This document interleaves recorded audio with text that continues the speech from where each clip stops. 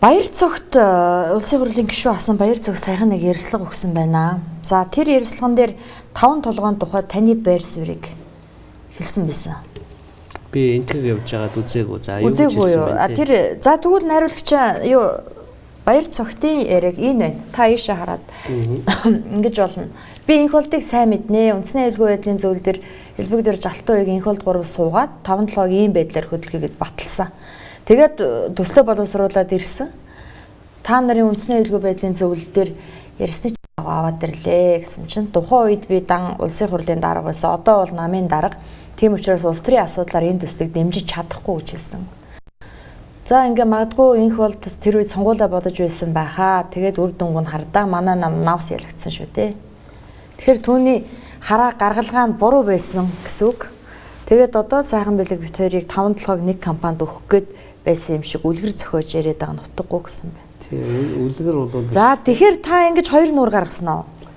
Тэгэхээр үлгэр бол мэдээ зохиогоогүй. Хэрвээ аюулгүй байдлын зөвлөлт дээр гаргасан саналын дагуу засгийн газрын тогтоол бичигдээд ороод ирсэн бол би өгдөгөө зөвшөөрөл явна.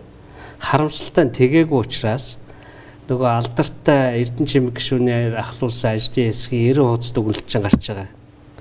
Ямар хуулийг яагаад зөрчөөд яагаад явж болохгүй. Тэгэхээр энэ баяр цогт огт худлаа ярьсан гэсэн үг юм уу? Баяр цогт худлаа ярьж байгаа гэдгийг аюулгүй байдлын зөвлөлийн бичиг оруулж ирсэн төсөл хоёрын зэрэгцүүлэл харж байгаа. Баяр цогт өөрөө ингэж хүн гүтгэж болохгүй. Нэгдүгээрт, хоёрдугаарт 2012 оны сонгуульд орохдоо арчилсан юм 5-7 ард түмдээ өгнө л гэсэн. Баяр цогт инх сайхан хоёр болохоор 5-7-ог МСС-д бэлгэлжээ, Шимхой 2-д бэлгэлжээ. Шимхой гэдэг мундаг төрийн өмчийн компани байна. Монголын төрийн өмчийн компани ерөөсөө бүтэхгүй юм байна. Цаад утгаараа баяр цогт инх сайхан хоёр юу гэж хэлж ийн гэж. Хятад бол мундаг улс юм байна. Хятадын төр сайн юм байна. Монголын төр бол ах юмгүй юм байна. Компаниуд нь сайн муу ажиллаж штэ. Тэгэхээр сайн ажилдаг хятадын төрийн компанид өгчөөл гэж орж ирсэн. Тэгэхээр нүггүй. Тэр Эрдэнэс 5-7 дарагчин сайн муу юм байж болно. Механизмыг сайжруулахгүй да. Яахаар ард түмний өмчөө бэлгэлэх гэж яваад байгаа ингэж тэгжил юм зогссон шүү. За тэгэхэд Эрдэнэ чимэг гишүүнээр ахлуулсан ажлын хэсэг нэг дүгнэлт гаргаад танд өгсөн тийм үү? Та тэр дүгнэлтийг яасан? Дүгнэлтийг гишүүдэд тараасан. Гишүүд тэр дүгнэлтийг тараахаас гадна улсын хурлын 40 гишүүний гар үсэг зурсан 5-7 альтернатив хууль байгаа. Тэр нь одоогийнхоо хууль эрх тогтоомжлоо нийцүүлээд ард түмнийхээ эрх ашгийг хүндэхгүйгээр тэр хөдөлгөөн гэж нэг юм яриад байгаа. Хөдөлгөөн гэдэг үг бол энэ эдийн засаг санхүүгийн хэллэг биш л дээ. Сайхан бэлгийн бодож олсон тийм PR-ын үг юм бэл. 5-7 хөдлөөд жилийн 5-аас 10 сая тонн нүүрс гаргаад зараад 350 сая доллараар төлөөд явж байгаа нь хөдөлж байгаа л хэрэг. 20-30 сая доллар болгож болно. Тонн болгож болно тэрийг. Үн хямдхан байхад 20-30 сая доллар болох бол утга учиргүй байсан.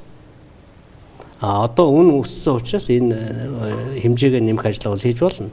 Төмөр замаа дуусгаж болно. Олон худлаа авахчтай болгож болно.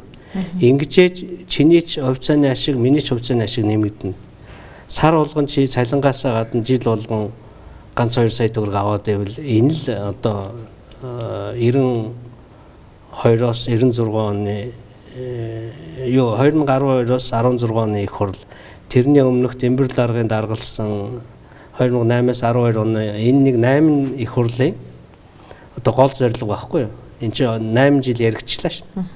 Тэгээ энэ бүх тооцоо, энэ бүх юм чинь бүгд мэддэг болцсон. Тэгээд тэр 40 гишүүн гарын үсэг зурсан гэж та хэлээд байна шүү дээ. Тэгээ яасан? 40 гишүүн гарын үсэг зураад сонгуул болоод дууссан.